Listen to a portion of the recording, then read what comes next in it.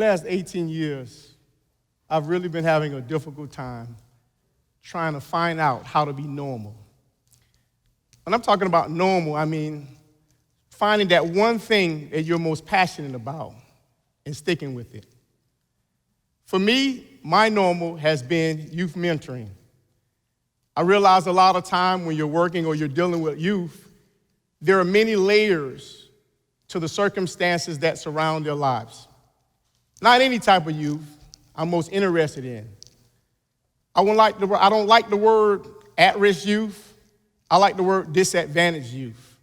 The reason why I am most drawn to disadvantaged youth because I recognize all of the things that their lives consist of, like being fatherless. I realize there's so many youth that are fatherless in our society today.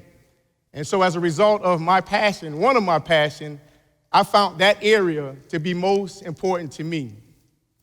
I think about several years ago, I was asked by the chief of police to help organize and be a part of a preventative measures right after the killing of Michael Brown and Trayvon Martin.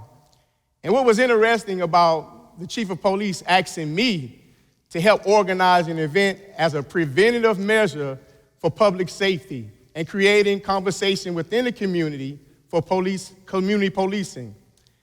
What I found during that particular time, and the reason why I didn't hesitate, because there was something interesting about my life that had a lot to do with what was going on.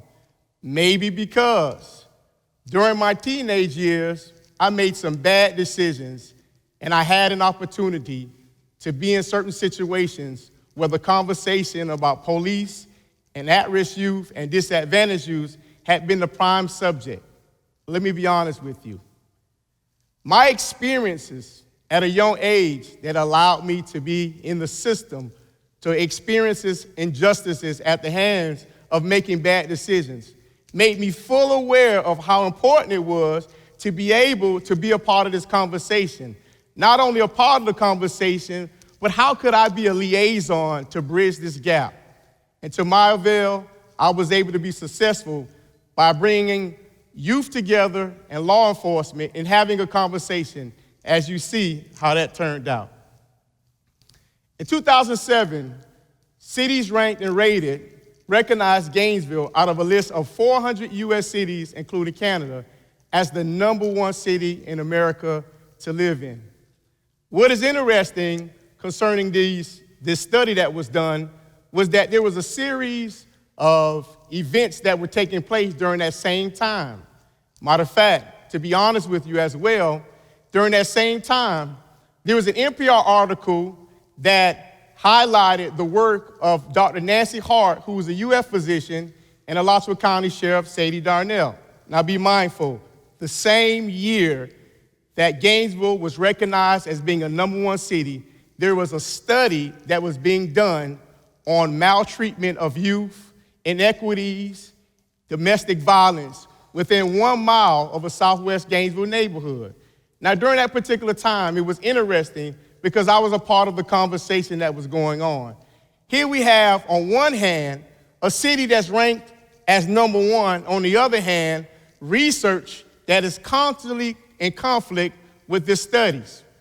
Dr. Nancy Hart realized that in her research, in her years of being a professional, she realized that during this particular time, within the same area, 450 mothers had given birth, single mothers at that. Sheriff Darnell as well recognized during the same time that there had been a high proportion of crime and violence. And so together, they made these maps that they looked at. Now, according to these maps, someone would say, how close do I live in these particular areas? One of the things that I looked at on these maps is not just how close we are, but what was missing during this particular time that we did not even see a lot of the issues that was going on around us. A couple of months ago, my wife and I was having a conversation about why I choose to live in the area that we now currently live in. And so when someone asks me, where do I live at, I'm proud to say, I live in the 32609 zip code. And then someone will say, are you serious? Do you realize that that area is a high crime area, a high poverty area? And it didn't really occur to me because every time I go home or I leave my house, I see people. It never occurred to me that my neighbors were affected by the very same maps that Dr. Hart and Sheriff Darnell had displayed.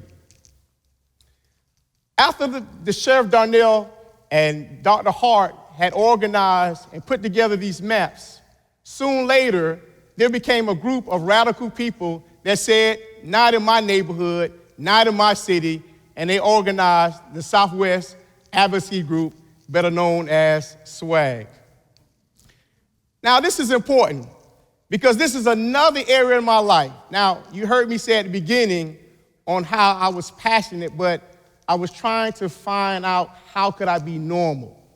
Well, after these maps was released, I decided, after hearing about 450 single mothers that had gave birth to children, there had to be something that was missing. And what I found out was that there was fathers. There was an epidemic of fatherless homes. And according to the National Fatherhood Initiative, 1 out of every 3 children that grows up without their father involved in their lives will be affected by teen pregnancy, violence, dropouts, the very same things that Dr. Hart seen. I realized this because I was a fatherless youth. And so for me, this began to be something that was very passionate and so close to me. And so what I did was I started having conversation with friends of mine and church members of mine, and I realized that they too was having some of the same issues that I had. What better way to redeem yourself than to organize a program that primarily reached and target fathers? I trained those fathers, and together we organized a group called Innovative Dads. And one of the first things that we decided to do was to reach back out to our communities. So we went into those same areas that Dr. Hart had recognized as being high crime areas and areas of health disparities, and we went in those areas. And I remember the first time I drove in that area, I got out my car and I walked up to a group of people and I began to start questioning them about their quality of life. Now, some of y'all might say, well, wait a minute, who does that? Who is bold enough to be able to go into an area that's already recognized as a high crime area, an area that's full of poverty, and begin to have a conversation? Someone would even say, you seem to be nosy. But I think it was the perfect thing. Why? Because I can identify with some of the very same issues that they were affected by. And to my surprise, they were very open. And it was through that particular time that the dads and we began to create community engagement, trying to identify ways that we could best serve our community. We had something in common, and it almost seemed as though that was our duty to be engaged, to be able to do something. Some of us, at various times in our lives, we have had our own experiences. We've had situations in our lives that we realize that have brought us hurt and have brought us pain. But one of the things that I've realized has really been close to me and dear to my heart, how have I overcome that pain? How have I used the very things that at one time hurt me to begin to be my story, to take a journey of recognizing that I'm not the only one who will ever experience these things, but to begin have conversation and have accountability to those who also have some of the same experiences in their lives. Several years ago, by partnering with other organizations, and I believe that one person, one organization will never be able to solve the multiple problems that we have in our society. It is important to have the power of partnership, recognizing that there are other people who are also experiencing or having invested inside of our community to be able to engage for the common good. I got this group of dads and I thought about it. Science is on the rise, and a lot of our kids are not having the opportunity to be engaged with the conversation when it comes to science. And so I partnered with my friends at the Cave Museum, and they thought of a brilliant idea. Let's do something for Father's Day called S.T.E.A.M. I gathered fathers, and we came, and as you see, we had a beautiful time. And at that particular time, I realized that there was something special about my ability to be able to engage individuals. In 2016, the United Church of Gainesville and the NAACP of North Central Florida, they began to organize an event called the Faith Symposium. They looked at Dr. Hout's map as well as recognizing some of the disparities and the inequities that had been going on within our city. I know for some of us, we're having a bird box moment. It's almost as the reality of even believing or thinking that anything like this can occur within our city. But true enough, this research that was done as a result of the United Church of Gainesville having a courageous conversation to be able to confront the issues, they realized that there were some social injustices that was happening.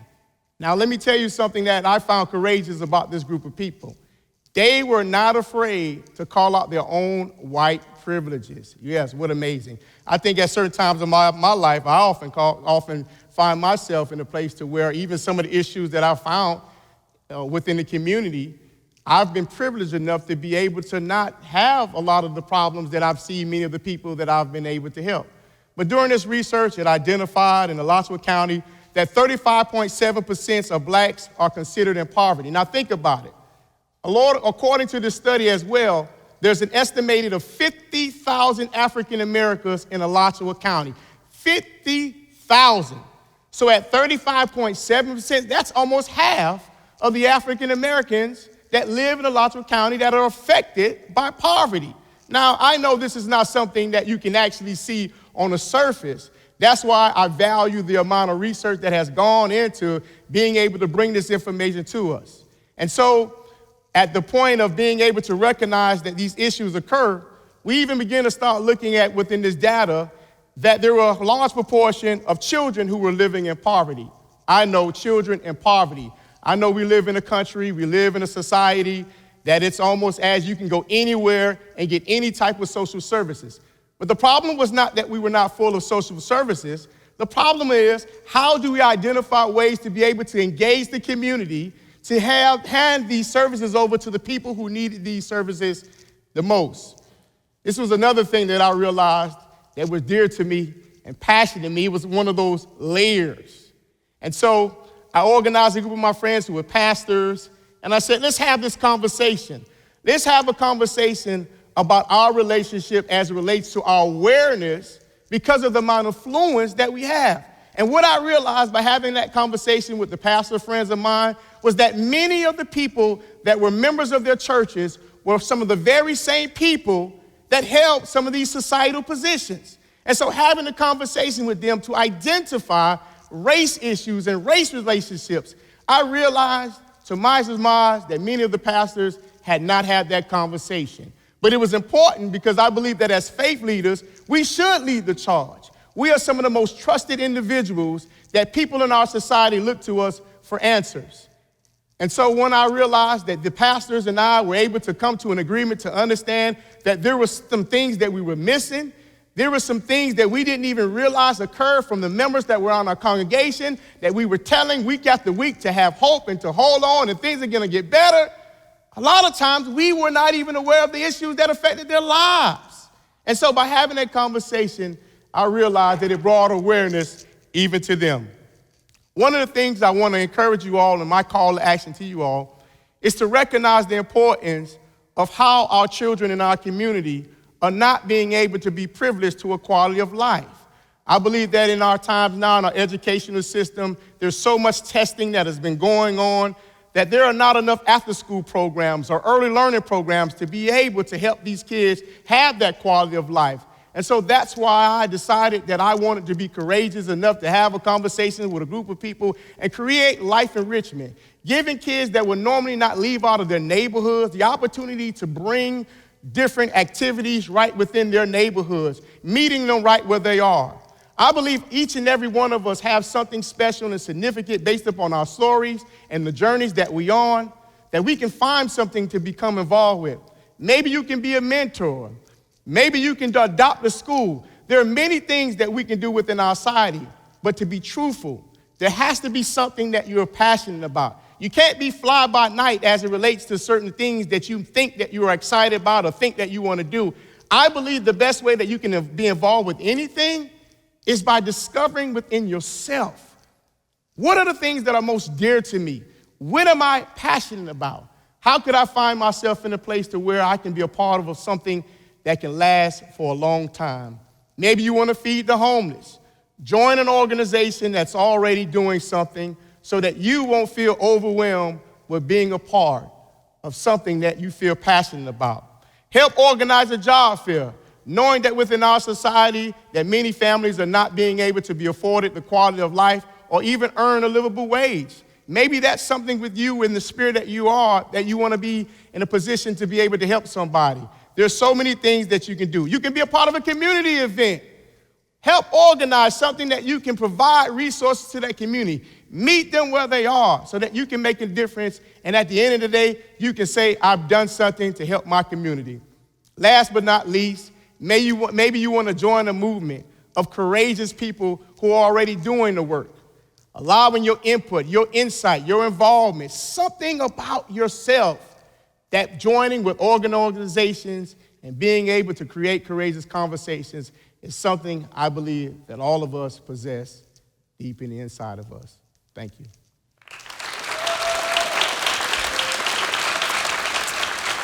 Thank you.